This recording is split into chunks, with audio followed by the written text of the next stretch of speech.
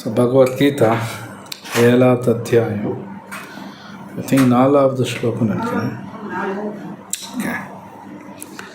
ஓம் நமோ பகவதே வாசுதேவாய. ஓம்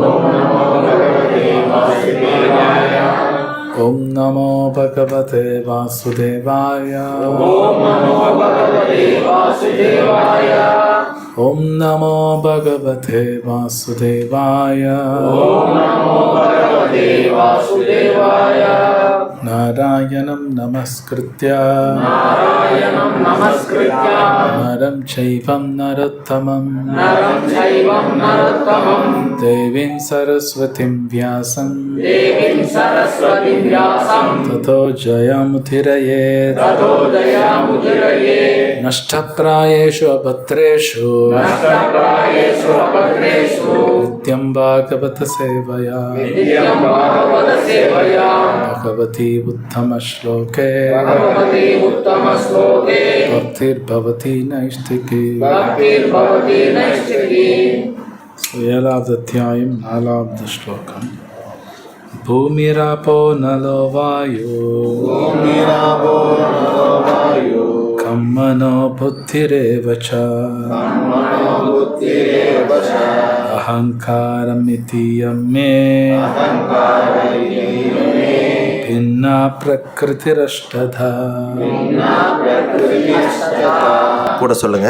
பூமி, நிலம், ஆப, நீர், அனல, நெருப்பு, வாயு, காற்று, கம், ஆகாயம், மன, மனம், புத்தி, புத்தி, ஏவ, நிச்சயமாக, ச, மேலும், அகங்கார, அகங்காரம், இதி, இவ்வாறு, இயம், இவையெல்லாம், மே, எனது, பின்னா, பிரிந்த, பிரகிருதி, சக்திகள், அஷ்டதா, 8, நிலம், நீர், நெருப்பு, காற்று, ஆகாயம், மனம், புத்தி, அகங்காரம், இந்த 8ம் சேர்ந்ததே எனது பிரிந்த ஜடசக்திகளாகும். பொருளுரை வழங்கியவர் ஆசா பக்தி வேதாந்த சுவாமி பிரபுபாதிக்கு ஜெய். இறைவிஞ்ஞானமானது இறைவனையும் அவரது பல்வேறு சக்திகளையும் ஆராய்வதாகும். ஜட இயற்கை பிரகிருதி பகவானது பல்வேறு புருஷ அவதாரங்களின் சக்தி என்று அழைக்கப்படுகிறது. சாத்வத தந்திரங்களில் ஒன்றான நாரத பஞ்சதாரத்தில் இது பின்வருமாறு விளக்கப்பட்டுள்ளது. விஷ்ணுஸ்து த்ரீணி ரூபாணி புருஷாக்கியான் யதோ விதுக ஏகம் து மகதா சுஷ்டு திவீதியம் த்வண்ட சம்ஸ்திதம் திருதியம் சர்வபூதம் ஸ்தம் தானி ஞாக்வா விமுச்சியதே. ஜட உலகின் படைப்பிற்காக பகவான் கிருஷ்ணர் 3 விஷ்ணு ரூபங்களாக விரிவடைகிறார். முதல் விரிவங்கமான மகாவிஷ்ணு மகத்தத்துவம் எனப்படும் மொத்த ஜடசக்தியை படைக்கின்றார். 2வது விரிவங்கமான கர்ப்போதகசாயி விஷ்ணு எல்லா பிரபஞ்சத்தின் உள்ளும் நுழைந்து பல்வேறு வேறுபாடுகளை உண்டாக்குகிறார். 3வது விரிவங்கமான ஷீரோதகசாயி விஷ்ணு பரமாத்மாவாக அனைத்து பிரபஞ்சத்தினுள்ளும் எல்லா இடங்களிலும் பரவியுள்ளார். அவர் அணுக்குள்ளும் இருக்கின்றார். இந்த 3 விஷ்ணுவையும் அறிபவர் எவரும் ஜட உலக பந்தத்திலிருந்து முக்தி பெற முடியும். பகவானின் பல்வேறு சக்திகள் ஒன்றே இந்த ஜட உலகம். இது ஒரு தற்காலிக தோற்றமாகும். ஜட உலகின் எல்லா செயல்களும் பகவான் கிருஷ்ணரின் விரிவங்கங்களான இந்த 3 விஷ்ணுவினால் நடத்தப்படுகின்றன. இந்த புருஷர்கள் அவதாரங்கள் என்று அழைக்கப்படுகின்றனர். கடவுளின் கிருஷ்ணரின் விஞ்ஞானத்தை அறியாதவர் இந்த ஜட உலகம் ஜீவாத்மாக்கள் அனுபவிப்பதற்காகவே என்றும் ஜீவாத்மாக்களே புருஷர்கள் ஜடசக்திக்கின் காரணம் அதிகாரிகளும் அனுபவிப்போரும் என்றும் பொதுவாக எண்ணுகின்றனர். ஓகே,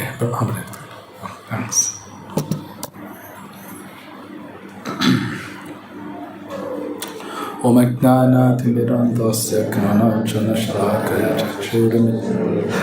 தஸ்மை ஸ்ரீ குருவே நமः.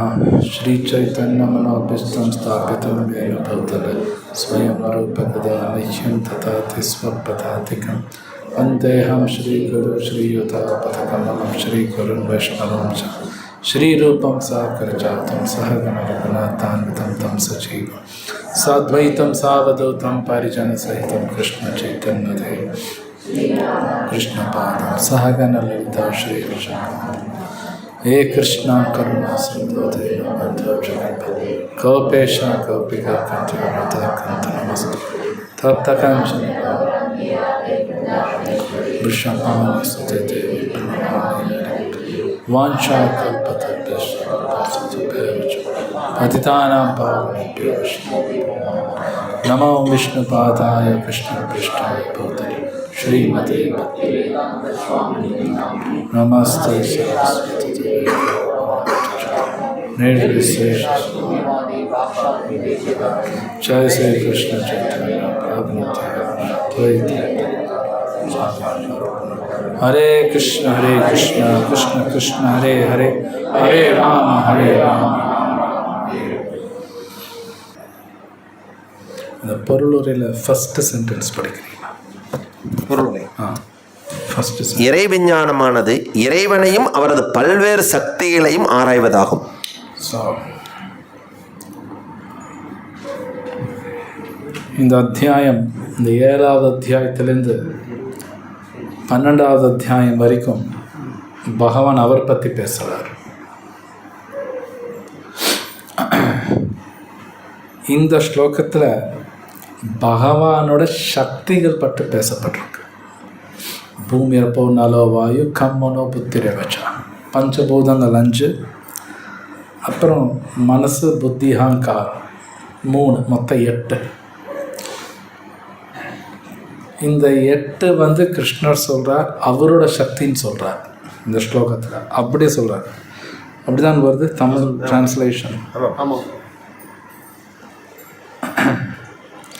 அகங்கார இதீயம் மேன என்னதுன்னு அர்த்தம். பின்னா பிரகிருதி ரஷ்டதா. கிருஷ்ணர் சொல்கிறார், இந்த 8 சக்திகளுமே கிருஷ்ணர் சொல்கிற அவருதுன்னு சொல்கிறார். இப்போ பொருளில் ஃபஸ்ட் சென்டென்ஸ் படித்தார், பகவானோட சக்தியை அது என்ன தமிழில்? இறை விஞ்ஞானமானது இறைவனையும் அவரது பல்வேறு சக்திகளையும் ஆராய்வதாகும். எஸ், பகவானோட சக்திகள் ரெண்டுமே தெரிஞ்சுக்கணும். ரெண்டுமே முக்கியம். பொதுவாக இந்த உலகத்தை நம்ம எல்லாரும் பகவானோட சக்திகள் பார்த்து நம்ம எல்லாரும் அசந்துருவோம்.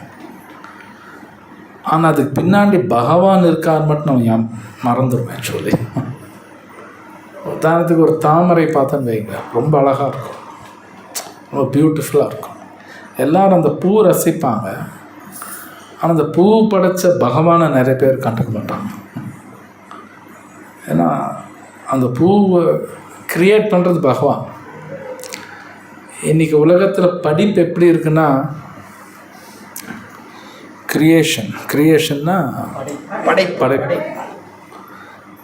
இந்த கிரியேஷன் பார்க்குறக்கு உலகம் கொஞ்சம் சொல்லித்தருது. ஆனால் அதுக்கு பின்னாடி இருக்கக்கூடிய கிரியேட்டர், படைப்பாளர், அவரை மட்டும் பேச மாட்டேங்கிறான். அவரை பற்றி பேச மாட்டான். இன்றைக்கி படிப்பு அப்படி இருக்குது, உலகம் அப்படி தான் இருக்குது.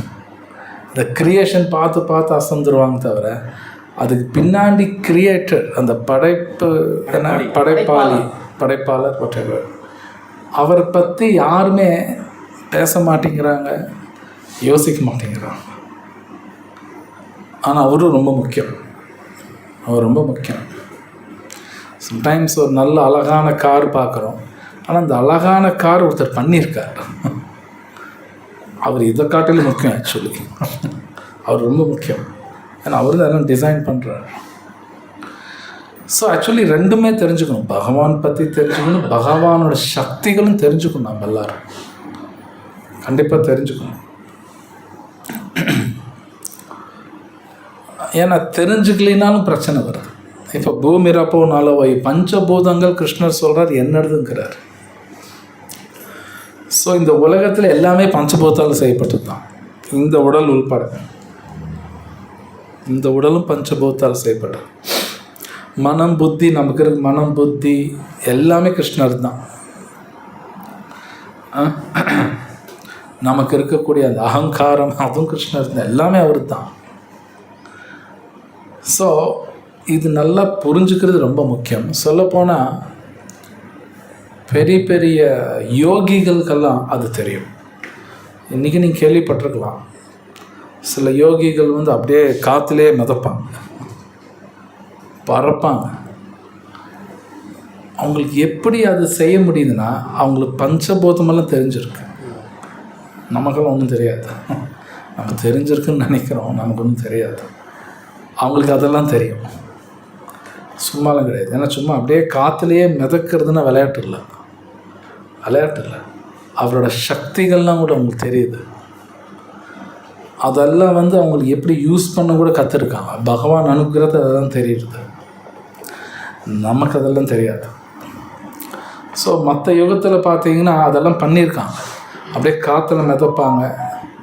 அப்படியே இங்கேருந்து ஒரு 10,000 கிலோமீட்டர் போனால் மெஷின்லாம் தேவையில்லை, அப்படியே பறந்தே போயிடுவான். அதெல்லாம் பண்ணியிருக்காங்க. அதெல்லாம் இல்லைன்னா கிடையாது. அவங்களுக்கு இந்த பஞ்சபூதமெல்லாம் தெரியும், இது என்ன எப்படி வேலை பண்ணுது. இன்றைக்கும் உலகத்தில் சயின்டிஸ்ட் எல்லாம் அது கண்டுபிடிக்கிறாங்க. ஆனால் இருந்தாலும் முழுசாக அவங்களால புரிஞ்சுக்க முடியல. ஆனால் அவங்களும் பார்க்குறாங்க இந்த பஞ்சபூதங்கள் என்ன, எப்படி வேலை பண்ணுது. இன்றைக்கி மெடிக்கல் சயின்ஸ் எல்லாம் பார்த்தீங்கன்னா மருத்துவத்தில் இந்த பஞ்சபூதங்கள் அவங்களும் படிக்கிறாங்க. வேறு மாதிரி படிப்பாங்க. இந்த உலகம் எப்படி, இந்த உடல் எப்படி இயங்குது, எல்லாமே பஞ்சபூதம் தான். நம்ம உடம்புல தண்ணி இருக்குது. ஓகே, நம்ம உடம்புல தண்ணி இருக்குது. அந்த தண்ணி எப்படி இயங்குது, எவ்வளோ தண்ணி இருக்குது.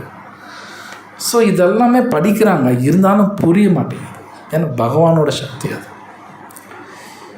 இதெல்லாம் நம்ம புரிஞ்சுக்கணுமா அப்படின்னு கேள்வி கேட்கலாம். எஸ், புரிஞ்சுக்கு தான் ஆகணும். இது புரியும்போது தான் பகவானை பற்றி நமக்கு புரியும். அது இருக்குது. ஆனால் இருந்தாலும் முன்னாடி சொன்னபடி இந்த பஞ்சபூதங்கள் புரிஞ்சுக்கிறது கஷ்டம். இந்த கலியுகத்தில் அவ்வளோ சுலபம் கிடையாது. அதனால் என்ன பண்ணியிருக்காங்கன்னா நமக்கு நேராக பகவான் நாமா கொடுத்து பகவானை புரிய வைக்கிற மாதிரி நமக்கு வேலை பண்ணுறான். பகவானை புரிஞ்சுக்கிட்டு அவர் சக்தியும் புரிஞ்சுக்கலாம். Actually speaking. ஸோ இப்போ நமக்கு அந்த மாதிரி தான் கொடுத்துருக்காங்க. அடுத்து இந்த பொருளுரையில் பார்த்தீங்கன்னா இந்த உலகத்தை சிருஷ்டி பண்ணுறது யாருன்னு சொல்கிறாங்க? மூணு பேர் இருக்காங்க.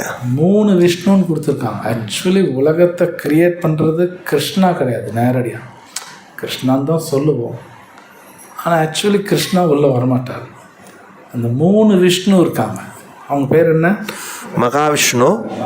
அடுத்தது கர்ப்போதக சாயி விஷ்ணு. அடுத்தது க்ஷீரோதக சாயி விஷ்ணு. எஸ், மகாவிஷ்ணு தான் உலகத்தையே கிரியேட் பண்ணுறது. மகாவிஷ்ணுக்கு அவர் உடம்புலேருந்து தான் யூனிவர்ஸ் பிரபஞ்சமெல்லாம் வரும். நம்ம உடம்புல வேர்வை வருது இல்லையா, அது மாதிரி அவர் உடம்புலேருந்து கூட பிரபஞ்சமெல்லாம் வரும். அந்த பிரபஞ்சம் அது இயங்கணுமே. அது இயங்கிறதுக்கு பகவான் என்ன பண்ணுறார், மகாவிஷ்ணு என்ன பண்ணுறார், அவர் அதுக்குள்ளேயும் பூந்துக்குவார். அந்த பிரபஞ்சத்துக்குள்ளே பூந்துக்குவார். அந்த உள்ளே பூந்ததுக்கப்புறம் அவர் பேர் கர்ப்பதொக்க சாய் விஷ்ணு. அதுதான் கொடுக்குறார். ஏன்னா அந்த பிரபஞ்சம் இயங்கணுமே. அப்புறம் அந்த பிரபஞ்சத்துக்குள்ளே கர்ப்பதொக்க சாய் விஷ்ணு உடம்புலேருந்து ஓகே பிரம்மா வர்றார். பிரம்மா பலவிதமான உயிர்வாளிகள்லாம் உண்டாக்குறார். அந்த உயிர்வாளிகள் பிரம்மாலாம் இயங்கணுமே. அதுக்கு கர்ப்பதோகசாய் விஷ்ணு அவங்க உடம்புல க்ஷீரோதகசாய் விஷ்ணுவாக போயிடுவார். ஒருத்தர்லேருந்து அப்படி ஒருத்தர் வருவாங்க. ஸோ இது புரிஞ்சுக்கிறது அவ்வளோ ஈஸி கிடையாது. இது புரிஞ்சுக்கிற மாதிரி இருக்கும், அவ்வளோ ஈஸி கிடையாது, அவ்வளோ சுலபம் கிடையாது. ஸோ அப்படி தான் இந்த பிரபஞ்சமெல்லாம் வருது ஆக்சுவலி. அதுக்கப்புறம் எப்படி பிரபஞ்சம் வருது, அஃப்கோர்ஸ் அதுக்குள்ளே என்னென்ன வருது பாகவத்தில் டீட்டெயில்ஸ் இருக்குது. பாகவத்தில் டீட்டெயில் கொடுத்துருக்காங்க. ஃபஸ்ட்டு மகாவிஷ்ணு என்ன பண்ணுறார், ஒரு பொருளாக எப்படி வந்தது, நேரடி இந்த உலகம் வரதுக்கு முன்னாடி என்ன க்ரியேட் பண்ணாங்க, அதெல்லாம் இருக்குது. முக்குணங்கள் வரும், அது மாதிரி நிறையா இருக்குது. காலம், அதெல்லாம் வந்ததுக்கப்புறம் கடைசியில் தான் பஞ்சபூதம் வரும். கடைசியில் ஸோ இது பாகவத்தில் ரொம்ப அழகாக இந்த உலகம் எப்படி சிருஷ்டி பண்ணாங்கன்னு கொடுக்குறாங்க. அதுக்கப்புறம் அவர் ஒரு பேரா அவர் படித்ததில் கடைசி பேரால் அதில் கொடுக்குறாங்க, இந்த உலகத்தில் இருக்க அத்தனை செயல்களும் 3 விஷ்ணு தான் பண்ணுறாங்கன்னு வருது இல்லை இல்லையா? ஆமாம், இந்த 3 விஷ்ணுலாம் நடத்தப்படுகின்றன. பகவானின் பல்வேறு சக்திகள் ஒன்றே இந்த ஜட உலகம். ஸோ ரொம்ப முக்கியம். இது ஒரு தற்காலிக தோற்றமாகும். ஜட உலகின் எல்லா செயல்களும் பகவான் கிருஷ்ணரின் விரிவங்களான இந்த 3 விஷ்ணுகளால் நடத்தப்படுகின்றன. ஸோ இது ரொம்ப முக்கியம். எல்லா செயல்களும் 3 விஷ்ணு தான் செய்கிறாங்கன்னு வருது. இது ரொம்ப முக்கியம். பொதுவாக இந்த உலகத்தில் நாம் தான் செய்கிற மாதிரி இருக்கும். நாம் நிறைய காரியங்கள் பண்ணுறோம், நான் தானே செய்கிறேன் அப்படி தான் நமக்கு தோணுது, இல்லைன்னு சொல்ல முடியாது. ஆனால் இங்கே பொருளூர் பிரபுபாத எல்லாரும் 3 விஷ்ணு தான் எல்லாம் செய்கிறாங்க அப்படிங்கிறது. ஸோ அப்படின்னு என்ன அர்த்தம்னா, ஆக்சுவலி இந்த 3 விஷ்ணு அவங்களோட சாங்ஷன் இல்லாமல் நாம் எதுவும் செய்ய முடியாது. ஸோ ஒன் சென்ஸ் அவங்க தான் எல்லாம் இயக்கிறது அவங்க தான்.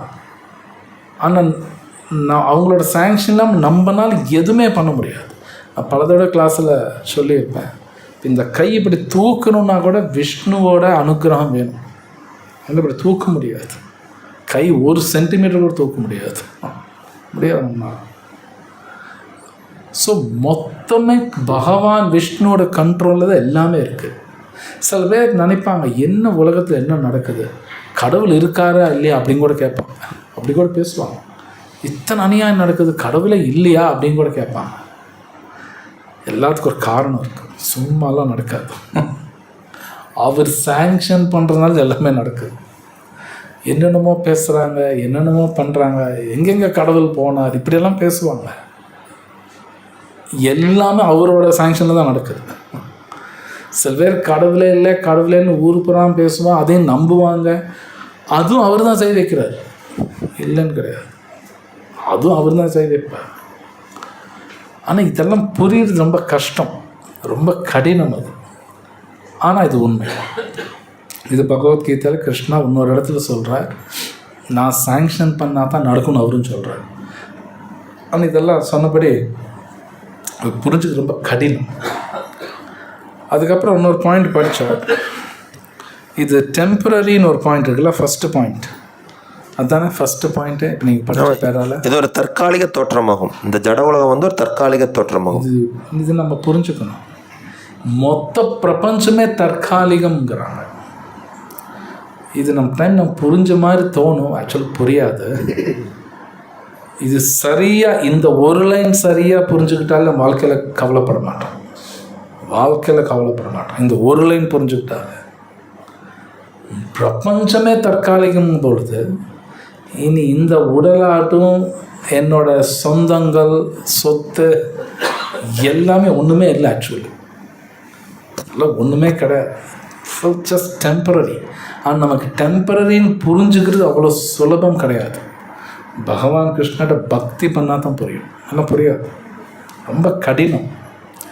ஜென்ரலாக பகவத்கீதை கிளாஸ்லேயோ பாகவதம் கிளாஸ்லேயோ இது தற்காலிகம் பல தடவை கேட்டிருப்போம், நாமளும் 1000 தடவை சொல்லியிருப்போம். ஆனால் நம்ம நடந்துக்கிறது பார்த்தா அப்படி இருக்காது, நம்ம செயல் பார்த்தா அப்படி இருக்காது. அப்படின்னா என்னன்னா புரியலின்னு அர்த்தம்.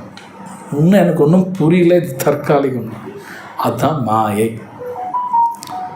என்ன சொன்னாலும் புரியாது, அதுதான் மாயை. ரொம்ப கஷ்டம். மாயா சக்தி அவ்வளோ ஈஸியெல்லாம் கிடையாது. ஸோ அது புரிஞ்சுக்கணுன்னா அந்த பகவான் கிருஷ்ணோட பக்தி பண்ணணும், நாம சொல்லணும், சேவா செய்யணும்.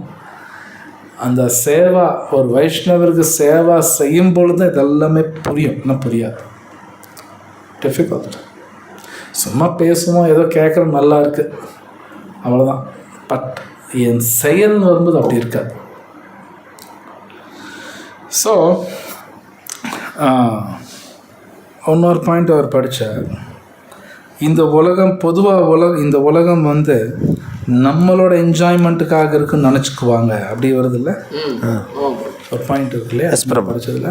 ஆமாம், ஜீவாத்மாக்களை புருஷர்கள் ஜடசக்தியின் காரணமும் அதிகாரிகளும் அனுபவிப்போரும் அவர்களே என்று எண்ணுகின்றனர். ஸோ நாம் தான் என்ஜாய் பண்ணுறோம், எல்லாம் எனக்காக தான் இருக்குன்னு நம்ம நினச்சிக்கிறோம். இது எல்லாமே ஒரு மாயா. ஆக்சுவலி ஸ்ரீ ராதா ஷியாம் சுந்தர் கி ஜெய், பிரபுபாத் கி ஜெய்.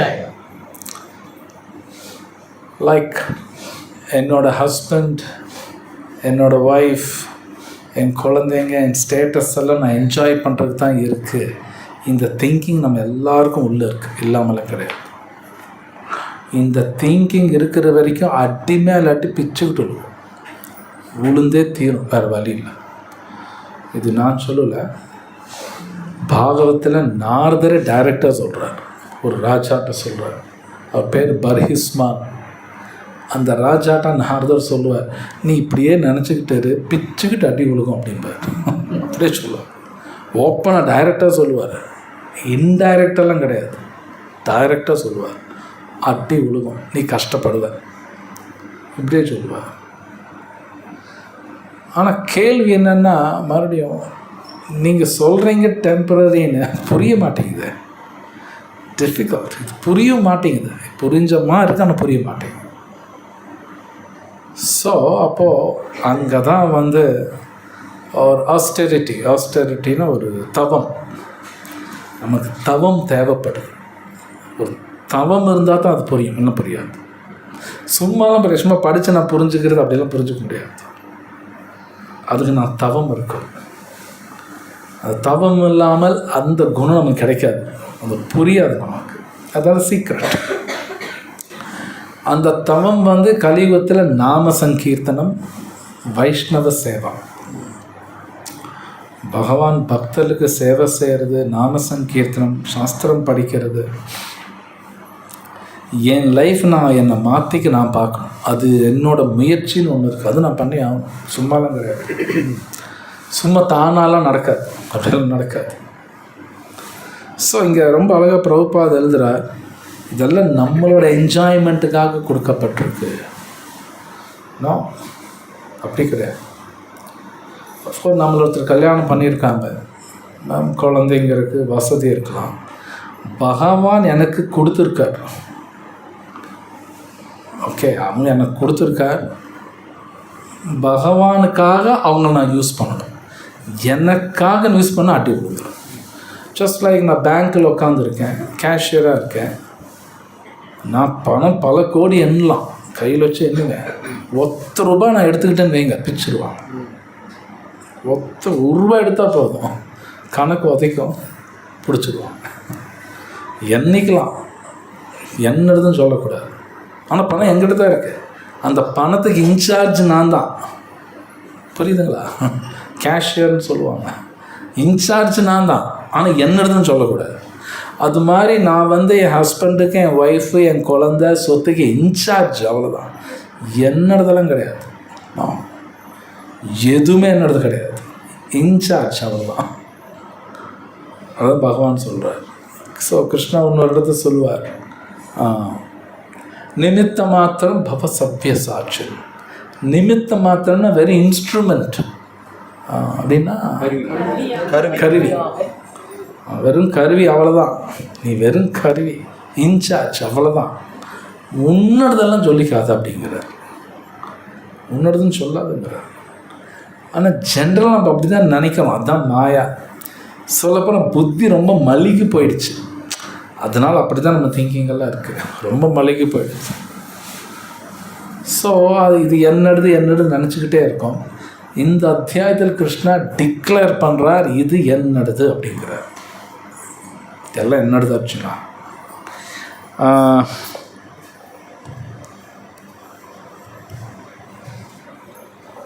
நெக்ஸ்ட் அதை படிக்கிறீங்களா? பகவத்கீதையின் படி இந்த நாத்திக முடிவு பொய்யானதாகும். தற்போதைய பதத்தில் கிருஷ்ணரே ஜடத்தோற்றத்தின் மூல காரணம் என்று கூறப்பட்டுள்ளது. ஸ்ரீமத் பாகவதமும் இதனை உறுதி செய்கின்றது. ஜடத்தோற்றத்தின் மூலக்கூறுகள் பகவான் பிரிந்த சக்திகளாகும். அருவவாதிகளின் இறுதி இலக்கான பிரம்மஜோதியும் ஆன்மீக வானில் உள்ள ஒரு ஆன்மீக சக்தியே. வைகுண்ட லோகங்களில் உள்ளது போன்ற ஆன்மீக வேறுபாடுகள் பிரம்மஜோதியில் இல்லை. அருவவாதிகள் இந்த பிரம்மஜோதியினை தங்களது இறுதியான நித்தியமான இலக்காக கருதுகின்றனர். எங்கும் பரவியிருக்கும் பரமாத்மாவும் ஷீரோதக சாய் விஷ்ணுவின் நிலையற்ற தோற்றமே. பரமாத்மா ஆன்மீக உலகில் நித்தியமாக தோற்றமளிப்பதில்லை. எனவே உண்மையான பூர்ண சக்தியம் புருஷோத்தமரான முழுமுதற் கடவுள் கிருஷ்ணரே. அவரே பூர்ண சக்தியுடையவர். பலதரப்பட்ட பிரிந்த சக்திகளையும் அந்தர சக்திகளையும் உடையவர். பேர முடிஞ்சதுல ஓகே. ஸோ யாராவது இது எல்லாம் என்னடுதுன்னு ஒரு திங்கிங் இருந்தாலே, அந்த மாதிரி ஒரு திங்கிங்னா ஒரு புரிதலையா ஒரு திங்கிங் நினப்பு இருந்தாலே ஒரு நாஸ்திகவாதி தான். அதே நாஸ்திகவாதி. பொதுவாக நாமெல்லாம் கடவுள் நம்பிக்கை இருக்குன்னு சொல்லுவோம்.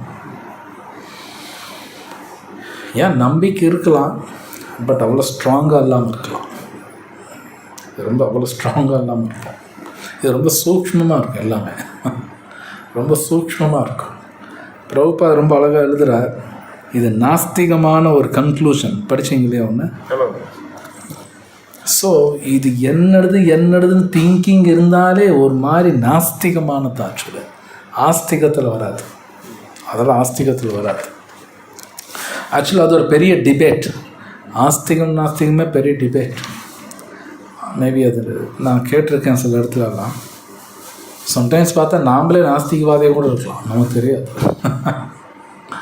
ஏன் நம்ம பார்த்தா நம்மளோட திலக்கெல்லாம் போட்டுட்டு பகவத்கீதா பாகவதம் பேசுவோம். சம்டைம் நல்லா பார்த்தா நாஸ்திகம் நம்மகிட்டே இருக்கும், நமக்கே தெரியாது. சூக்ஷ்மமாக இருக்கும். இதெல்லாம் இருக்குது. சொல்லப்போனால் கலியுகத்தில் அந்த மாதிரி மக்கள் ஜாஸ்தி இருக்குனால தான் நாஸ்திகம் ஜாஸ்தியாக வளரும் இந்த உலகத்தில். கடவுள் மேலே நம்பிக்கை இருக்காது ஆக்சுவலி. ஸோ இங்கே பிரபுபாத் பாகவதம் கூட இது உறுதி செய்யுதுன்னு சொல்கிறது இல்லையா? எஸ் பிரபு. ஸோ ஸ்ரீமத் பாகவத்தில் கூட சொல்லப்பட்டிருக்கு, இந்த மொத்தமே பகவானோட சக்தி, அவரோட மேல் பார்வை தான் எல்லாமே நடக்குது. அப்படின்னா என் வாழ்க்கையில் என்னென்ன நடக்குதோ அவர் சாங்ஷன்லேயும் தான் நடக்குது. எனக்கு ஏதோ அநியாயம் நடந்துருச்சு, எனக்கு நடக்கக்கூடாது ஒன்று நடந்துருச்சு அப்படிலாம் ஒன்றும் கிடையாது. அதெல்லாம் கரெக்டாக தான் நடக்குது. ஏதோ எனக்கு நடக்கக்கூடாதுன்னு நடந்துருச்சுன்னு நினைக்கிறேன் இல்லையா, அதெல்லாம் சும்மா கதை, நானாக நினச்சிக்கிறேன். அது காரணம் கூட நான் தான். ஓகே ஃபைனலாக எங்கிட்ட தான் பிரச்சனை இருக்குது. இது நம்ம நல்லா புரிஞ்சுக்கணும். ப்ராப்ளம் எங்கிட்ட இருக்குது அப்படிங்கிற ஆக்செப்டன்ஸ்னால் ஏற்றுக்கொள்ளுதல். ஏற்றுக்கொள்ளுதல்.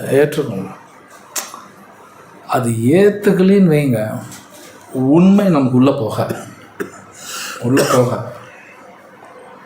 அது உண்மைன்னு ஏற்றுக்கணும். கஷ்டமாக தான் இருக்கும் ஏற்றுக்கணும்.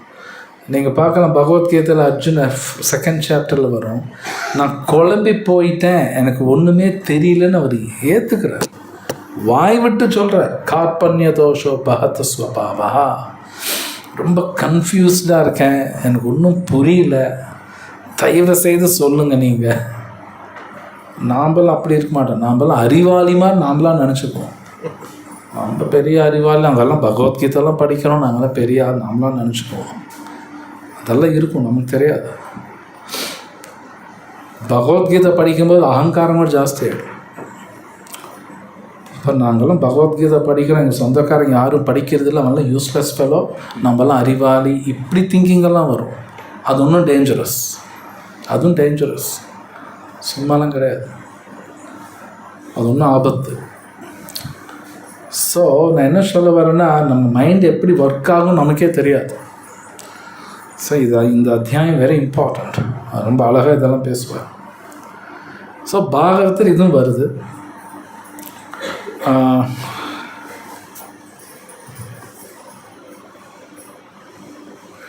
ஸோ அந்த அவர் படித்ததில் கடைசி பாயிண்ட்ஸ், பகவான் கிருஷ்ணர் தான் பூர்ண உண்மை. அது என்ன தமிழில்? அவரே பூர்ண சக்தி உடையவர். ஓகே,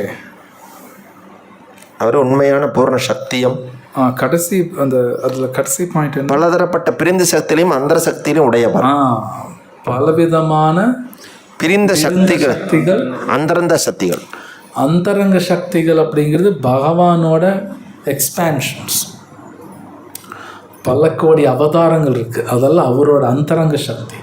நாம் எல்லாரும் பிரிந்த சக்தி, நாம் எல்லாருமே இந்த உலகம். ஆனால் அவரோட சக்தி தான், ஆனால் பிரிஞ்ச சக்தி அது. சில பிரபுபாத் வந்து ரொம்ப அழகாக அது ஒரு உதாரணம் கொடுக்குறாரு. பிரபுபாத் பார்த்தீங்கன்னா இந்த புக்கெல்லாம் எழுதும்போது என்ன பண்ணுவார்னா, ஒரு டிக்டாஃபோன் எடுத்துக்கிட்டு அவர் சொல்லுவார், அது ரெக்கார்ட் ஆகிடும். ரெக்கார்ட் ஆகிடுச்சுன்னா 2 நாள் கழிச்சு நீங்கள் கேட்டாலும் அந்த பாட்டு, அந்த பேச்சு வரும். அது அவரோட சக்தி தான் அதுவும். ஆனால் அவர் வந்து பிரிந்த சக்தி அது.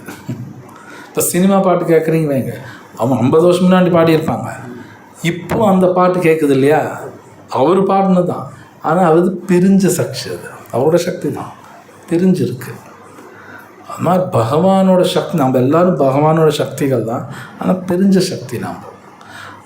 அந்தரங்க சக்தி வேறு, ராதா ராணி இவங்கெல்லாம் பகவானோட அந்தரங்க சக்திகள், விஷ்ணு தத்துவம் அதெல்லாம் வரும். நெக்ஸ்ட் பேர் படிக்கிறேன்.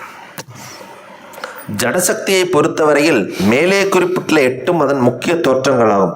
இவற்றில் நிலம், நீர், நெருப்பு, காற்று, ஆகாயம் ஆகிய 5 ஸ்தூல படைப்புகள் என்று அழைக்கப்படுகின்றன. அவற்றினுள் 5 புலன் விஷயங்களும் அடங்கும். அவற்றிலிருந்து ஒளி, தொடு உணர்வு, உருவம், சுவை, வாசனை ஆகியவை தோன்றுகின்றன. ஜட அறிவியல் இந்த 10 விஷயங்கள் மட்டுமே உள்ளன, வேறு எதுவும் இல்லை. மனம், புத்தி, அகங்காரம் ஆகிய 3 பௌதீகவாதிகளால் புறக்கணிக்கப்படுகின்றன. மனதின் செயல்களுடன் தொடர்பு கொள்ளும் தத்துவவாதிகளின் அறிவும் பக்குவமானதல்ல, ஏனெனில் இறுதி மூலமான கிருஷ்ணரை அவர்கள் அறிவதில்லை. நான், எனது என்னும் எண்ணம் ஜட வாழ்க்கைக்கு அடிப்படையாக அமைகின்றது. அகங்காரம் என்று அழைக்கப்படும் இந்த எண்ணம் ஜட இயக்கங்களுக்கான 10 புலனுறுப்புகளை உள்ளடக்கியது. ஓகே, அப்படி இருங்க. இதில் 10 மொத்தம் 10 எலிமெண்ட்ஸ்னு ஒன்று படிச்சிங்களே, அது என்ன? அது 10 சென்டென்ஸ் படிங்க. நான், எனது எண்ணம், எண்ணமே 10 ஐட்டம் இருக்குன்னு ஒன்று படிச்சாங்க என்றும் அழைக்கப்படுது. இந்த எண்ணம் ஜட இயக்கங்களுக்கான 10 புலனுறுப்புகளை உள்ளடக்கியது. சென்டென்ஸ் அவ்வளோதானா? அதுதான். புத்தி என்பது மகத்தத்துவம் எனப்படும். இல்லை அவற்றினுள் சார், ஒரு sentence, material science comprises these 10 items and nothing more. அது முதல்ல படிச்சிட்டேன். இந்த சென்டென்ஸ் மட்டும் நான் சொல்கிறேன். அவற்றில் 5 புலன் விஷயங்களும் அடங்கும். இவற்றிலிருந்து ஒலி, தொடு உணர்வு, உருவம், சுவை, வாசனை ஆகியவை தோன்றுகின்றன. ஜட அறிவியலில் இந்த 10 விஷயங்கள் மட்டுமே உள்ளன. பஞ்சபூதம் ப்ளஸ் அதனுடைய. இது ரொம்ப முக்கியமான பாயிண்ட். இன்னைக்கு உலகத்தில் வந்து பலவிதமான ரிசர்ச், ஆராய்ச்சி, அவங்க ஆராய்ச்சி பண்ணுறதுல இப்போ 10 படித்தார் இல்லையா, இந்த 10 தான் நடக்குது. இந்த 10 விஷயங்கள் ஆராய்ச்சியே போயிட்டுருக்குது. இது இல்லாமல் கொஞ்சம் அதிகம்னா மனசு கொஞ்சம், புத்தி கொஞ்சம், அவ்வளோதான். இதுக்கு மேலே இந்த உலகத்தில் இருக்கிற எந்த சயின்டிஸ்ட்னால் விஞ்ஞானிகள் வேற ஒன்றும் தெரியாது. இவ்வளோ தான் தெரியும். இதுவும் ஒழுங்காக தெரியாது. பஞ்சபூதங்கள் 5 இருக்கு இல்லையா, அதே நமக்கு ஒழுங்காக தெரியாது. எந்த சயின்டிஸ்ட்டுக்கு ஒழுங்காக தெரியாது. அதுக்கப்புறம் 5 விஷயங்கள் படித்தார்.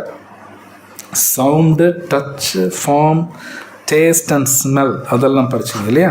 ஒலி, தொடு உணர்வு, உருவம், சுவை, வாசனை, இதெல்லாம் கொஞ்சம் ஏதோ இதெல்லாம் ஒர்க் பண்ணுவாங்க. இதுக்கு மேலே ஒன்றுமே தெரியாது. ஆக்சுவலி இந்த உலகத்தில் படிப்பு எவ்வளோதான். ஆனால் அதுக்கு மேலே ஒன்று நிறையா இருக்குது. இந்த உடம்பில் மொத்தம் 24 மூலப்பொருட்கள் இருக்குது. இந்த 24 மூலப்பொருட்களில் இன்றைக்கி சயின்ஸில் மிஞ்சி படித்தா 11 தான் படிக்கிறான். மொத்தம் 11 இல்லை 11 தான் சொல்லப்போனால். அதுக்கு மேலே படிக்க தெரியாது. அந்த 11 ஒழுங்காக படிக்க தெரியாது, அதுவும் தெரியாது, அவ்வளோதான் இருக்குது. ஆனால் கிருஷ்ணா வந்து அத்தனை பேசுகிறார். இதெல்லாம் ரொம்ப ஹை லெவல் சயின்ஸ். பகவத்கீதா நம்ம நினைக்கிற மாதிரி இல்லை. அப்புறம் அடுத்த சென்டென்ஸ் ஒன்று படிச்சிங்க. மனம், புத்தி, அகங்காரம் வந்து நெக்லெக்ட் பண்ணுறாங்க அப்படின்னு எழுதியிருக்கேன். மனம், புத்தி, அகங்காரம் ஆகிய 3 பௌதீகவாதிகளால் புறக்கணிக்கப்படுகின்றன. ஏன்னா புரிய மாட்டேங்குது. மனசு, புத்தி, அகங்காரம், பௌதீகவாதில் புறக்கணிக்கிறாங்க. ஏன்னா புரியல. மனசு ஏன் இப்படி ஆக்ட் பண்ணுதுன்னு சயின்டிஸ்ட்னால கண்டுபிடிக்க முடியல.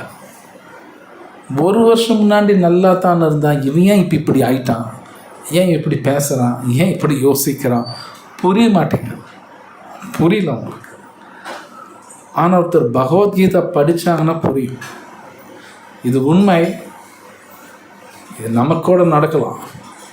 இப்போ நம்ம பகவத்கீதை படிக்கிறோம், ஹரே கிருஷ்ணா சொல்கிறோம், மேபி ஏதோ கடைப்பிடிக்கிறோம். இப்படியே நான் வாழ்க்கை போகிறேன் இருப்பானா அப்படின்னா அது என் கையில் தான் இருக்குது. எனக்கு தப்பான ஒரு சாகுவாசம் கிடச்சிருந்தேங்க, விட்டால் விட்டுருவேன்.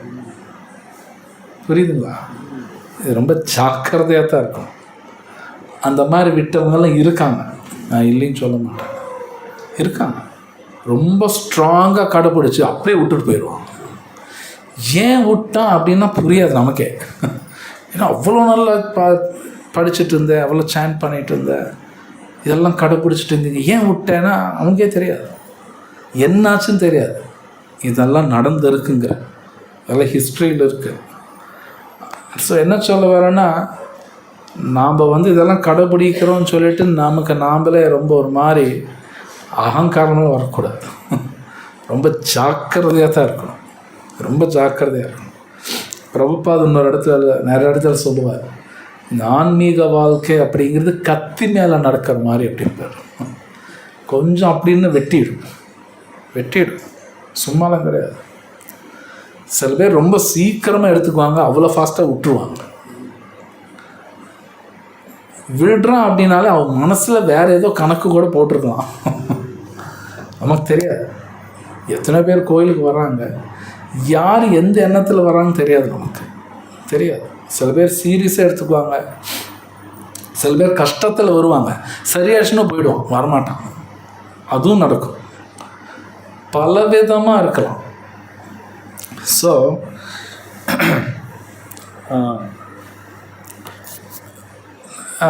முன்னாடி சொன்னபடி இந்த பகவத்கீதை நம்ம சரியாக புரிஞ்சுக்கிட்டா தான் நம்ம இதை அப்படியே ஹோல்டு பண்ணிக்கலாம். அதாவது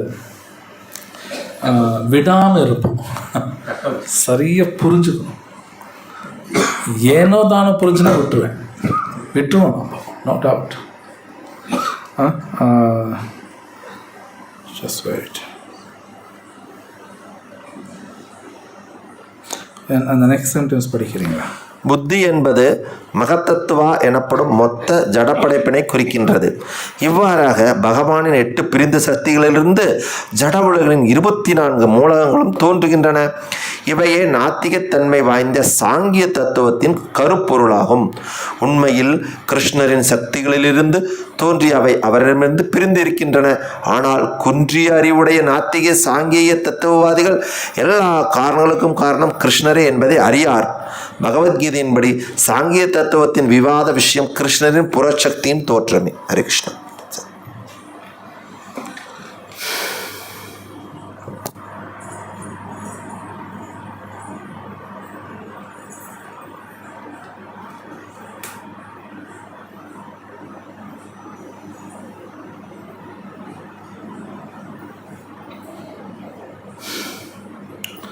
ஸோ இங்கே கொடுக்குறாரு பேசிக்காக 8லேருந்து 24 வருங்கிறார் இல்லையா? அப்படி தான் வருது. ஸோ இந்த 24 அந்த பொருட்களோட பேரும் வரும் பகவத்கீதையில், பொருள்கள் வரும் 13ஆம் அத்தியாயத்தில். இது அகங்காரம் என்னும் அழைக்கப்படும் இந்த எண்ணம் ஜடைகளுக்கான 10 புலனுறுப்புகள் 10 புலனுறுப்புகள் என்னங்க பிரபுஜி? 2 கண்ணு, 2 காது, மூக்கு, வாய், அப்புறம் பால் உறுப்பு, அதுதான் 10 வருங்க பிரபுஜி. அந்த 10 சொல்கிறாங்க இல்லைங்களா, 10 புலனுறுப்புகளை உள்ளடக்கியது அகங்காரம் என்று அழைக்கப்படும் இந்த எண்ணம் ஜட இயக்கங்களுக்கான மொத்தம் 24ல் நீங்கள் சொல்கிறதில் வரும். 24 மூலப்பொருட்கள் இந்த உடம்புல இருக்குது. அந்த 24 இப்போ நீங்கள் சொன்னதில் வரும், அது 10 வரும். ஸோ இந்த 24 பொருட்கள் தான் சாங்கிய யோகம். இந்த சாங்கியம் பாகவத்தில் கபில முனிவர் பேசுவார், அது ரொம்ப முக்கியம். ஆக்சுவலி இந்த உடம்பு எப்படி ஃபார்ம் ஆகுதுன்னா, உருவாகுதுன்னா இந்த பிரபஞ்சம் எப்படி உருவாச்சோ அதே மாதிரி தான் இந்த உடலும் உருவாகும். சொல்லப்போனால் இந்த பிரபஞ்சத்துக்கும் நமக்கும் கனெக்ஷன் இருக்குது. இன்னும் நல்லா சொல்லப்போனால் இந்த உலகத்தில் அத்தனை ஜீவராசிகளும் கனெக்ஷன் இருக்குது. இது புரிஞ்சுக்கிறது கஷ்டமாக இருக்கும். ஒரு உதாரணம் சொல்கிறேன், இது புரிஞ்சுக்கிறது கஷ்டம் இருந்தாலும் சொல்கிறேன். இப்போ ஜப்பானில் ஒருத்தன் தும்மறான்னு வைங்க. ஜப்பான் இங்கேருந்து ஒரு கிட்டத்தட்ட 8000 கிலோமீட்டர் 10,000 கிலோமீட்டர் இருக்கும். அங்கே தும்முனா இங்கே இருக்குன்னு கூட வியாதி வரலாம். புரியுதுங்களா? அது எப்படிங்க நடக்கும்னு நீங்கள் கேட்கலாம். நடக்கும். அங்கே தும்முனா இங்கே ஒருத்தனுக்கு வியாதி வரும். அப்படின்னா அவனுக்கு கனெக்ட் ஆகிருக்கான்னு அர்த்தம். இது ரொம்ப பெரிய சயின்ஸ். இது சும்மா சாதாரணமாக தெரிஞ்சுக்க முடியாது. நீங்கள் ஜாதகம் பார்க்குறாங்க இல்லையா, சமஸ்கிருத அது பேர் ஜோதிர் வேதம்னு அர்த்தம். ஜோதின்னா லைட்டுன்னு அர்த்தம். நமக்கும் இந்த ஜாதகத்தில் சொல்கிறாங்க இல்லையா கிரகங்கள், இந்த கிரகமெல்லாம் இருக்கு இல்லையா, நமக்கும் அந்த கிரகத்துக்கும் லைட்டு மூலமாக தான் கனெக்ஷன் இருக்குது. சில பேர் சொல்லுவோம் அது அவ்வளோ தூரம் இருக்குது, ஒன்று எப்படி அஃபெக்ட் ஆகும் லைட்டு மூலமாக தாங்க. அது பேர் ஏன்னா ஜோதிர் வேதம்னு சொல்லுவாங்க. ஜோதினா லைட், கனெக்ஷன் இருக்குது. இந்த மொத்த யூனிவர்ஸும் கனெக்டட், நம்ம எல்லாரும் கனெக்டட் தான். இது சாங்கியோகம் பேசுகிறது. இது கண்டுபிடிக்கிறவங்களுக்கு ரொம்ப நாள் ஆகும். ஆனால் இப்போ வருது, சொல்கிறாங்க. சயின்டிஸ்ட் எல்லாம் படித்து சொல்கிறாங்க இந்த உலகம் எல்லாமே கனெக்டடாக இருக்குது. எஸ், உண்மை கனெக்டட் தான். இந்த உலகத்தில் அத்தனை ஜீவராசிகள் கனெக்டட். அதனால தான் சமஸ்கிருதத்தில் வசுதேவ குடும்பம் சொல்லுவாங்க. நீங்கள் கேள்விப்பட்டிருக்கீங்களா தெரியல. வசுதேவா அப்படின்னா கிருஷ்ணா. இந்த மொத்த சிருஷ்டி வசுதேவ குடும்பம். எல்லாரும் ஒரே குடும்பம் தான். எஸ், அதுதான் உண்மை. அது சரியாக புரிஞ்சுக்கிட்டாங்கன்னா சண்டை வராது. இந்த உலகத்தில் இருக்க அத்தனை ஜீவராசிகளும் ஒரே குடும்பம் தான், வசுதேவ குடும்பம். நீங்கள் ஈவன் இந்தியாவிலேருந்து யுனைடெட் நேஷன்ஸ்னால் தெரியுமா? தமிழ் யுனைடெட் நேஷன்ஸ் அமெரிக்காவில் இருக்குது. அது ஒரு மீட்டிங் நடக்கும். யுனைடெட் நேஷன்ஸ் நியூயார்க்கில் இருக்குது. ஐக்கிய நாடுகள் சபை. இந்தியாவிலேருந்து யார் ஒருத்தர் போவாங்க. அதுக்கு ஒரு ரெப்ரசன்டேட்டிவ் போய் கடைசியில் வசுதேவ குடும்பம் படிப்பாங்க. அவனுக்கெல்லாம் யாரும் புரியாது. ஆனால் கடைசியில் இது வசுதேவ குடும்பம் அப்படி தான் படிப்பாங்க. சமஸ்கிருதத்தில் வரும். அப்படின்னா இந்த உலகத்தில் இருக்க மேபி பல நாடு இருக்கலாம், ஆனால் எல்லாரும் ஒரே குடும்பம் தான் அப்படின்னு படிக்கிறது உண்டு. ஸோ பகவத்கீதையில் கிருஷ்ணர் அதை சொல்கிறார். அது வேறு அத்தியாயத்தில் வரும், 15th chapter வரும். இந்த உலகத்தில் இருக்க அத்தனை பேரும் ஒரே குடும்பம்னு கிருஷ்ணர் சொல்கிறார். இருக்குது மமை வம்ச ஜீவலோகே அந்த ஸ்லோகத்துக்கு வரும்.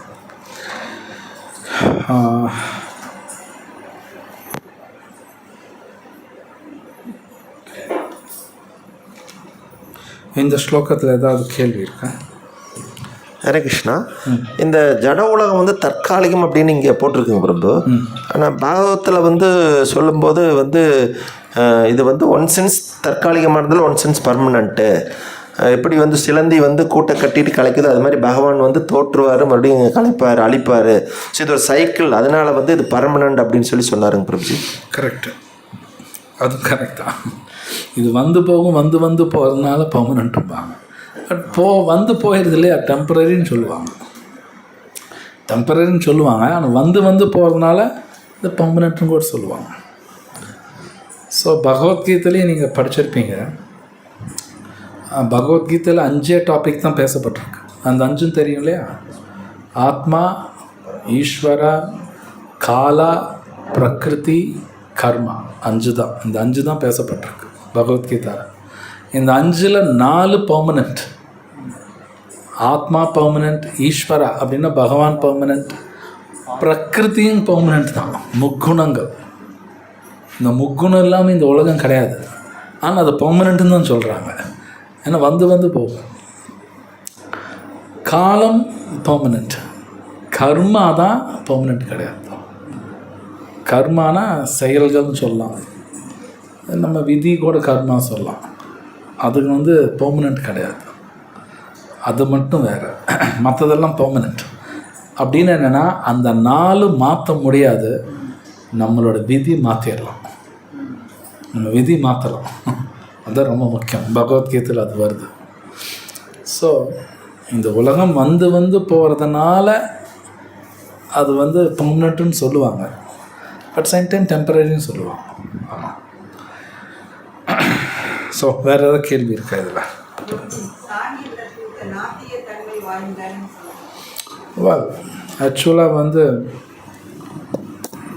பாகவத்தில் இருக்கிற சாங்கிய தத்துவம் நம்ம உடம்பில் 26 பொருட்கள் இருக்குன்னு சொல்லுவாங்க.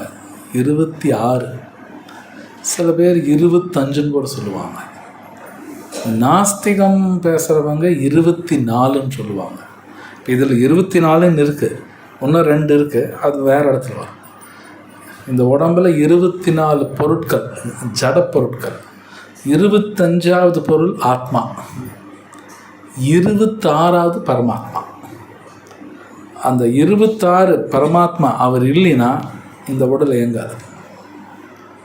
ஸோ நாத்திகவாதிகள் 24ஓடு நின்றுக்குவாங்க, 25 26 கணக்கெடுக்க மாட்டாங்க. அதனால் அது நாஸ்திகம். அவங்க என்ன நினைக்கிறாங்கன்னா இந்த உடல் தானாக இயங்குதுன்னு நினைக்கிறாங்க. ஆனால் வேதம் என்ன சொல்லுதுன்னா தானாக இயங்காது, பகவான் உள்ளே வந்தால் தான் இயங்கும் அப்படின்னு சாஸ்திரத்தில் இருக்கு. அதுதான் கரெக்ட். இது புரிஞ்சுக்கணும் கஷ்டம் இல்லையே, இது ஒரு கஷ்டம் கிடையாது. இந்த ஃபேன் தானாக ஓடுது அப்படின்னா அது பைத்தியக்காரத்தனம். அது எப்படி தானாக ஓடும்? இந்த ஃபேனுக்குள்ளே கரண்ட் இருக்குது, அந்த கரண்ட்டை உற்பத்தி பண்ணுறது ஒரு நபர், அது புரிஞ்சுக்கணும். நபர் தான் உற்பத்தி பண்ணுறாரு, அந்த நபர் இல்லாமல் கரண்ட்டு கிடையாதே. ஐயோ ஒரு இடத்துல டேமில் ஒரு என்ஜினியர் வந்து பண்ணிகிட்ருக்கார், அந்த நபர் ப்ரொடக்ஷன் பண்ணுறதுனால இது ஓடுது இங்கே. இல்லைன்னா அந்த ஃபேனில் அது என்ன இருக்குது, சும்மா ஏதோ 3 பிளேட் இருக்குது, அவ்வளோதான், வேறு ஒன்றும் கிடையாது. இந்த உடல் அப்படி தான், சும்மா ஏதோ ஒரு மண் தண்ணி காற்றெல்லாம் இருக்குது. ஸோ ஒரு பிரயோஜனம் கிடையாது. ஸோ இதுக்குள்ளே ஆத்மா, இந்த ஒன்று முக்கியம், பரமாத்மா. பரமாத்மா இல்லாமல் இந்த உடல் இயங்காது. ஈவன் ஆத்மா இருந்தால் கூட இயங்காது. ஆத்மா இருக்குது, பரமாத்மான்னு இயங்காது. ஜஸ்ட் லைக் டிரைவர் காருக்குள்ளே உக்காந்ததுனால கார் நகராது, என்ஜின் வந்து ஸ்டார்ட் பண்ணும். புரியுதுங்களா? டிரைவர் உள்ள உட்காருனால கார் நகராது, அந்த இன்ஜின் ஸ்டார்ட் பண்ணும். அது ஒன்றுமே மோர் இம்பார்ட்டண்ட். அது மாதிரி ஆத்மா இருந்தால் கூட உடல் இயங்காது. பரமாத்மா வந்து சாங்ஷன் பண்ணும், அப்போ தான் உடல் இயங்கும். இதெல்லாம் பாகவத்தில் இருக்குது. ரொம்ப அழகாக கபில முனிவர் பேசலை. அது சரியாக நாம் புரிஞ்சுக்கிட்டாலே அகங்காரமெல்லாம் வராது. சொல்லப்போனால் வாயை மூடிட்டு சரணாகதி பண்ணிவிடுவோம். சரணாகதி பண்ணுவோம் புரிஞ்சுக்கிட்டா, இல்லை பண்ண முடியாது. வேறு எதுக்கு பிரபுஜி இதில் ஒரு இதுபாடு வருதுங்க பிரபுஜி. எங்கும் பரவியிருக்கும் பரமாத்மாவும் சீரோதக சாயி விஷ்ணுவின் நிலையற்ற தோற்றமே. பரமாத்மா ஆன்மீக உலகில் நித்தியமாக தோற்றமளிப்பது இல்லை. ஆமாம், ஆன்மீக உலகத்தில் பரமாத்மா கிடையாது. இங்கே நம்ம உடம்புல பரமாத்மா பகவான் இருக்கார் உடம்புல. நம்ம வைகுண்டம் போனால் பரமாத்மா நம்ம கூட இருக்க மாட்டார். நான் நேராக அங்கே பகவானே பார்க்கலாம். ஸோ வைகுண்டம் போகிற வரைக்கும் பரமாத்மா நம்ம கூட தான் இருப்பார், கைட் பண்ணுவார். அங்கே போகும்பொழுது இருக்க மாட்டார். It's okay. Don't worry. Prabhuji இப்போ சொல்லும்போது சொன்னீங்க இல்லையா, ஆத்மா கூட பரமாத்மா இருந்தால் தான் நம்ம இயங்குவோம்.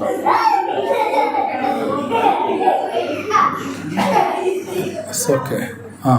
ஆத்மா கூட பரமாத்மா இருந்தால் தான் நம்ம இயங்குறோம்னு சொல்றியா சொன்னீங்க இல்லையா? இப்போ நம்ம வைகுண்டம் போனால் பரமாத்மா இல்லைன்ட்டீங்க இல்லையா? அப்போது அங்கே பகவான் கூட இருக்காரு. வைகுண்டத்தில் பகவான் அங்கே வைகுண்டத்தில் நீங்கள் பகவான் நேராக பார்க்குறீங்க. கார் டிரைவர் எக்ஸாம்பிள் சொன்னீங்க இல்லையா, அதனால கேட்டேன். அது இங்கே அது இங்கே அங்கே போனால் நேராக பகவான் நேராக பார்க்கலாம். ஸோ பரமாத்மா வந்து வைகுண்டத்தில் கிடையாது. அங்கே இந்த 24 மூலப்பொருட்கள்லாம் இருக்காதுங்க பிரபு. அங்கெல்லாம் 24 மூலப்பொருளும் கிடையாது. சரீர ரூபம் சரீரம் இருக்குது, இந்த சரீரம் கிடையாது. அங்கே 24 மூலப்பொருள் அதெல்லாம் கிடையாது. இது புரிஞ்சுக்கிறது கடினம். இதெல்லாம் இந்த பூமி ரப்போ நல வாயுலாம் அங்கே கிடையாது. உருவம் இந்த உருவம் இருக்கு இல்லைங்களா? உருவம் இருக்குது, ஆனால் இது மாதிரி செய்யப்பட்டது கிடையாது.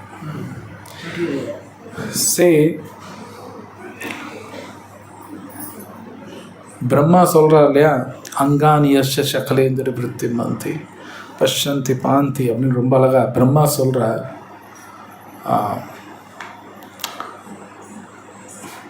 பகவானோட ஒரு அங்கம் இன்னொரு அங்கத்தோட வேலை செய்யுது. இதில் இன்னொரு மீனிங் இருக்குது. இப்போ நம்ம ருச்சியாக ரசகுல்லா சாப்பிட்றோன்னு வைங்க, அப்போ எது என்ஜாய் பண்ணும் உடம்புல? காது என்ஜாய் பண்ணுமா? காது என்ஜாய் பண்ணுமா? ஆன்மீக லோகத்தில் அது என்ஜாய் பண்ணும். ருச்சியாக சாப்பிட்டா காது என்ஜாய் பண்ணும், மூக்கு என்ஜாய் பண்ணும், கண் என்ஜாய் பண்ணும். இது புரிஞ்சுக்கிறதே கஷ்டமாக இருக்கும். ஓகே, ரொம்ப அந்த மாதிரி நம்ம உடலை அந்த மாதிரி இருக்கும். ஸோ இது வந்து எனக்கு ஒன்றும் புரியல, நான் சும்மா தியரட்டிக்கலாக பேசுகிறேன். ஆனால் அது மாதிரிலாம் இருக்குது. அதனால தான் சச்சிதானந்த விக்கிரகான்னு சொல்லுவாங்க. பகவான் சச்சிதானந்த விக்கிரகா அப்படின்னா அவர் உடல் எப்பவுமே நித்தியமாக இருக்கும், ஆனந்தமாக இருக்கும், அறிவோடு இருக்கும். நம்மளும் அது மாதிரி தான். இப்போ இந்த உடல் வந்து நம்ம ஒரிஜினல் உடல் மேலே இந்த உடல் இருக்குது. இங்கே தான் பிரச்சனை வருது. ஆனால் இந்த உடல் கேட்டது நான் தான். இந்த உடல் நான் தான் கேட்டேன். அதனால கிருஷ்ணா கொடுக்குறார். இது எனக்கு வேண்டாம், நான் உங்களோட வந்துடுறேன்னா ஓகேவா, பட் அவர் சொன்னபடி கேட்கணும். என்ன முடியாது. வேறு ஏதாவது கேள்வி இருக்கு அதில்? சரி.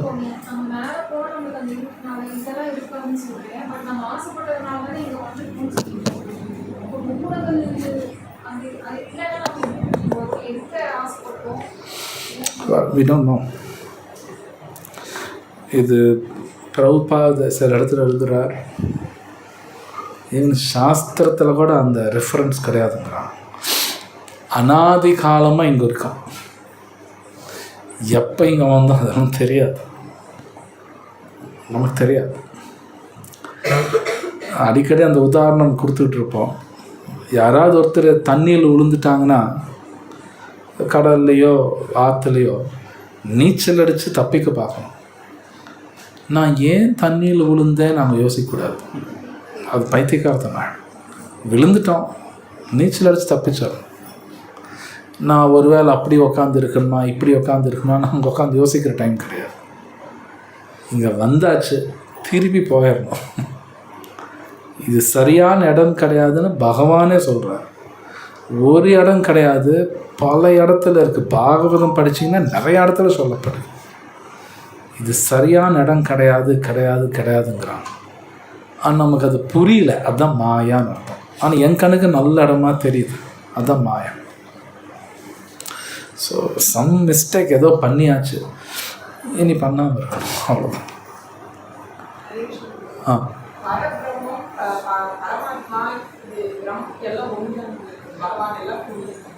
பரபிரம்மன் பரமாத்மா ஒன்று தான், ஒன்று தான்.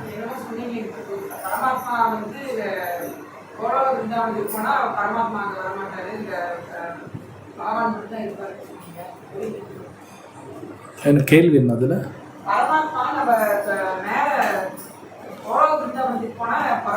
அவர் கூட வரமாட்டார். என்னன்னா அவர் வரமாட்டார். விஷ்ணு 3 வகையான விஷ்ணு சொன்னார் இல்லையா, அதில் அங்கே வரமாட்டார். அங்கே நேரடி பகவான் பார்க்கலாம். இங்கே நம்மளை கைட் பண்ணுறது பரமாத்மா தான். இங்கே இருக்கிற அத்தனை ஜீவராசிகள் ஈவன் சிங்கமாக இருந்தாலும் சரி, புழுவாக இருந்தாலும் சரி, பரமாத்மா தான் கைட் பண்ணுவார். அவங்களுக்கும் அவங்க தான் கைடன்ஸ். அவர் தான். யாராக இருந்தாலும் கைடன்ஸ் வந்து பரமாத்மா தான். நமக்கும் அவர் தான். அது ஜட ரீதியாக இருக்கலாம், ஆன்மீக ரீதியாக இருக்கலாம், ரெண்டுமே அவர் தான் பண்ணுவார். ஆனால் என்னோடய விதி, என்னோடய ஆசைகள் எல்லாம் பார்த்து பார்த்து தான் பண்ணுவார். அது மாதிரி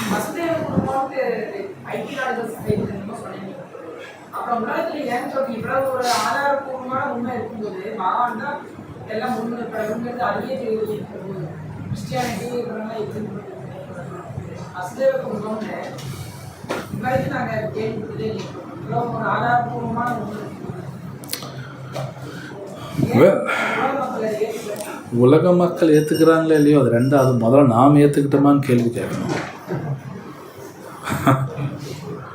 முதல்ல பர்சனலாக நாம் ஏற்றுக்கிட்டோமான்னு தான் கேள்வி கேட்டுக்கணும்.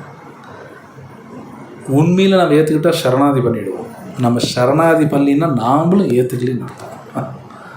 ஆக்சுவலி ஸ்பீக்கிங் பேசுகிறோம், வசுதேவ குடும்பம்னு பேசுகிறோம். உண்மையில் நான் ஏற்றுக்கிட்டாலும் அவங்கவுங்களே கேள்வி கேட்டுக்கணும்.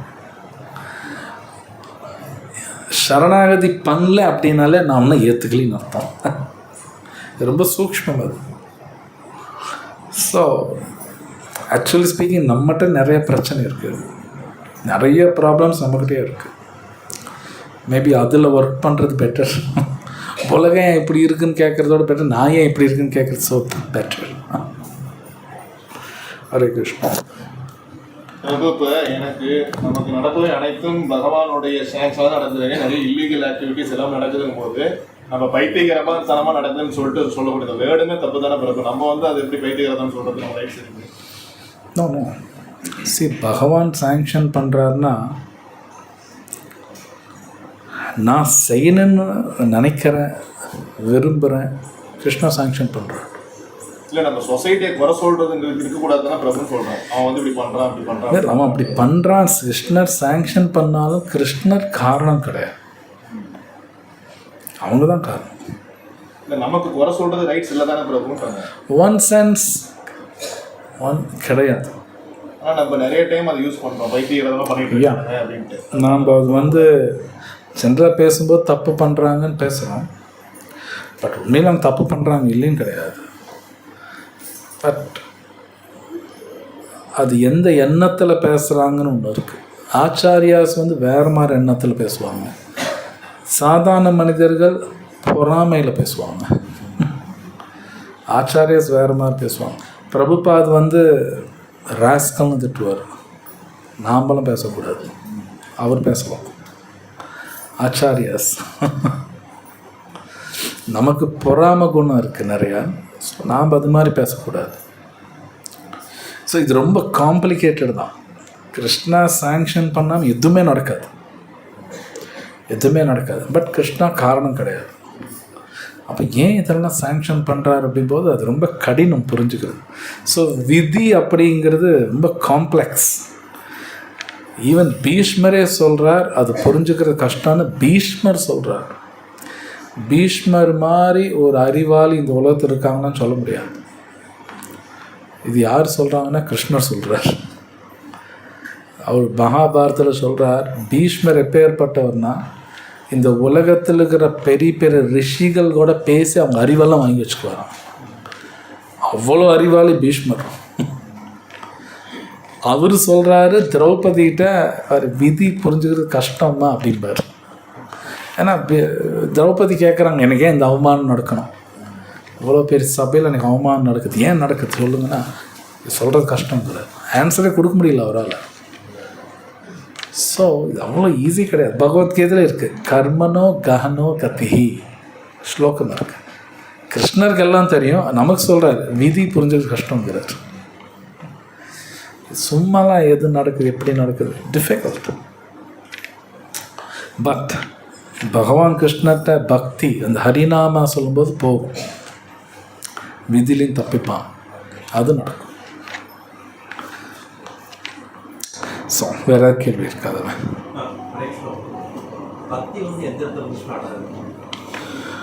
சொல்லவே முடியாது அது. இப்போ நம்மெல்லாம் இங்கே உட்காந்துருக்கோம், இங்கே வர்றோம் அப்படின்னாலே சம்திங் ஏதோ சுக்ருதி இருக்கும். அது எப்போ ஸ்டார்ட் ஆச்சுன்னு சொல்ல முடியாது. புரியுதுங்களா? சுக்ருதின்னு சொல்லுவாங்க. அந்த சுக்ருதி நிறைய சேர்ந்தால் தான் ஸ்ரத்தா வரும். ஸ்ரத்தானா ஃபெய்த். எது மேலே? பக்தி மேலே. அது எப்படி வரும், எப்போ வந்து நமக்கே தெரியாது. ஆனால் ஒரு பக்தரோட அனுகிரகத்தில் தான் வந்திருக்கு. அது உண்மை. பக்தரோட அனுகிரகம், பகவான் அனுகிரகம் ரெண்டு சேர்ந்து வரும். அது எப்போ கிடச்சிது நமக்கு தெரியாது. அது நம்மளால் கணக்கு போட முடியாது. ஆனால் பல சீனியர்ஸ் டிவோட்டீஸ் சொல்லி நான் கேட்டிருக்கேன், அந்த பகவான் மேலே ஒரு நம்பிக்கை வர்றதுக்கே சம்டைம்ஸ் பல கோடி ஜென்மம் எடுக்குமா, பல கோடி ஜென்மம் எடுக்குமா, ஜஸ்ட்டு நம்பிக்கை வர்றதுக்கு. இந்த பகவத்கீதா உண்மை, இது ஏதோ இருக்குப்பா, இப்படி ஒரு நம்பிக்கை வர்றதுக்கு பல கோடி ஜென்மம் ஆகும். அதுக்கப்புறம் அவன் படித்து புரிஞ்சு கடைபிடிச்சி ஸ்டாண்டோம். அதனால தான் இந்த அத்தியாயத்தில் வரப்போகுது. கிருஷ்ணன் ஐ திங்க் ஏற்கனவே பார்த்துட்டோம். 3வது ஸ்லோகம், இந்த அத்தியாயத்தில் 3வது ஸ்லோகத்து டிரான்ஸ்லேஷன் என்ன? 3வது ஸ்லோகம் தமிழில் படிக்கிறீங்களா? டிரான்ஸ்லேஷன். 1000 மனிதர்களில் யாரேனும் ஒருவன் பக்குவம் அடைய முயற்சி செய்யலாம்.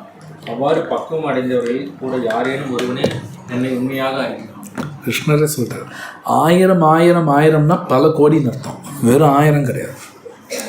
1000 into 1000 into 1000 into 1000 into 1000 போனால் எத்தனையோ கோடி வந்துடும். அப்படி தான் சொல்கிறார். எங்கேயாவது ஒருத்தர் தான் இது என்னன்னு எடுத்து பார்ப்பாங்க. அதில் பல கோடி ஒருத்தனுக்கு தான் புரியுங்கிறார். ஸோ இந்த பக்திங்கிறது எப்படி வந்தது, எப்போ வரும், அது யாருமே சொல்ல முடியாது. யாராவது ஒருத்தர் பக்தி பண்ணி அவங்களை பார்த்து திட்டவும் கூடாது. நான் படிக்கிறேன், நீ படிக்கல, யூஸ்லெஸ் ஃபெலோ அப்படிலாம் சொல்லக்கூடாது. சொல்ல முடியாது. அடுத்த ஜென்மத்தை நமக்கு முன்னிட்டு போயிடுவோம். எப்படி வாங்க நடக்கலாம். இப்போ ஸ்லோவாக இருக்கும், திடீர்னு ஃபாஸ்ட்டாக போவாங்க. ஸோ யார் எப்போ ஸ்டார்ட் ஆகும் ஏதாகும் தெரியாது. ஸோ கிருஷ்ணர் வந்து பாகவத்தில் சொல்கிறார், யார் எதுவும் சொல்லாது அப்படின்பார். யார் எதுவும் சொல்லாதும்பார். உன் வேலை என்ன பார்த்துட்டு போயிடும்பார். உத்தவ் கீதாவில் வரும், 11வது ஸ்கந்தத்தில் வரும். ஸோ ஏதோ நமக்கு தெரிஞ்சிருக்கா, பகவானை தேங்க் பண்ண, பிரபுபாதுக்கு நன்றி சொல்லிட்டு போயிட்டுருக்கோம். அதுதான் புத்திசாலித்தனம். ஸோ வேறு ஏதாவது கேள்வி இருக்கா? வேறு ஜென்ரல் கொஷின்ஸ் இருக்குங்களா? பிரபு, இப்போ யாரையும் எதுவும் சொல்லாதுன்றீங்க, அப்புறம் பிரச்சாரம் அப்படின்னு சொல்லிட்டு அப்படியே பிரபு பண்ணுறோம். அவங்க வந்து கரெக்டாகவே பண்ணுவாங்களே, யார் அந்த டைம் வரும்போது அந்த பக்தர்களுக்கு பக்தி வரனாக்க கரெக்டாகவே பண்ணுவாங்களே பிரபு? இன்னும் கிருஷ்ணர் பண்ணணும்னு கிருஷ்ணர் சொல்லியிருக்கார். பகவத்கீதையில் கடைசியில் வரும், நத தஸ்மாத் மனுஷேசு ரொம்ப அழகாக கிருஷ்ணர் சொல்கிறார். இது சொல்லிக் கொடுன்னு சொல்கிறார். கிருஷ்ணர் சொல்லிக் கொடுக்க சொல்கிறார். சைத்தன்ய மகாபிரபு சொல்லிக் கொடுன்னு சொல்கிறார். நான் சொல்கிறேன், கேட்பவர்களுக்குமே அதை பொதுவாகவே சொல்லித்தர சொல்கிறாங்க. சொல்லிக் கொடுக்கணும், அவ்வளோதான். இன்ட்ரெஸ்டாக வராங்க, சொல்லிக் கொடுங்க. அவங்க கேட்குறாங்களோ இல்லையோங்கிறது நமக்கு தேவையில்லை. How can we identify the interested people in the society? அது நமக்கு தெரியாது. சம்டைம்ஸ் இன்ட்ரெஸ்ட் அவங்களே உங்களை வந்து பல கேள்விகள் கேட்பாங்க. நீங்கள் எங்கேயாவது வர சொன்னால் வருவாங்க, ப்ரோக்ராம்க்கு வருவாங்க. That's interested people. கிருஷ்ணர் சொல்கிறார், சைத்தன்ய மகாபிரபு சொல்கிறார். சொல்கிறோம். ஒருத்தர் வரலின்னா அவங்களால போய் திட்டக்கூடாது. உனக்கு அறிவு இல்லை, உனக்கு புத்தி இல்லை. இது ஏன் ரொம்ப சொல்கிறேன்னா, நிறைய பேர் பகவத்கீதை படித்து இப்படி ஒரு அகங்காரம் வந்துடும்.